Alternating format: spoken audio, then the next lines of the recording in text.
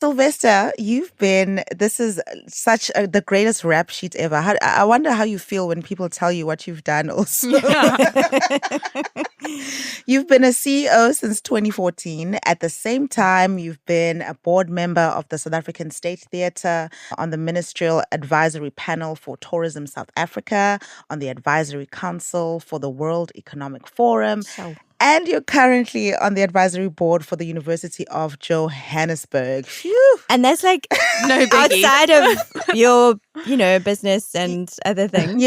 How have you mastered a work-life balance, or is it still a work in progress? Yeah, how? Please tell me. With time, I think I have found a flow, or my flow, that I believe works for me, right? And in fact, I think when I think back, earlier on, it was really about trying to do as much as I can, right? So I'm running around and you might find that my work-life balance was not really great. But I think, if I'm honest, for me, I've never had a big struggle with doing things that make me happy while I do the things that I have to do for my vocation from a work perspective. But with time, I've been so much more strict with what I love and also what fuels me, what makes me the best version of myself. So I know that if, for example, I don't get to spend time on a Saturday with my friends or go to the market or something, I know for a fact I'm going to be cranky on Monday.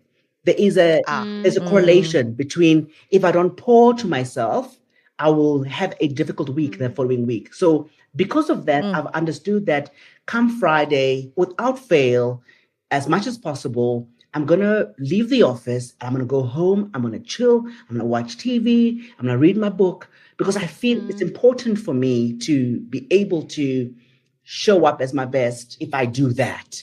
And if I don't do that, I find that I know that I have not rested enough, or I've not watched something that inspires me. I haven't laughed enough. I'm looking too much inward. But if I do look outside, I feel that really does fool me a little bit. But with age and, of course, being an entrepreneur, it's, like we said earlier, it's very difficult sometimes to feel like the 5 hours that you're spending doing nothing, they're worth something, But with time, you realize that actually, it's actually so valuable. That is incredibly valuable, that you're sitting there watching a series for it versus just always working. I suppose that's how you create a calm mind. You have to balance it, because you can't work 24/7. Yes, we're not wired to do that. Yeah. No. And that's why there's so much burnout. Factory settings are not that. Yeah. And it's even just like thinking about it as factory settings. I heard that like a couple of years ago, and I was like, that's so interesting. Is you have to treat your body like that, because otherwise your body will eventually stop working, and you're going to have to and you're going to have to take those hours off anyway. Yeah.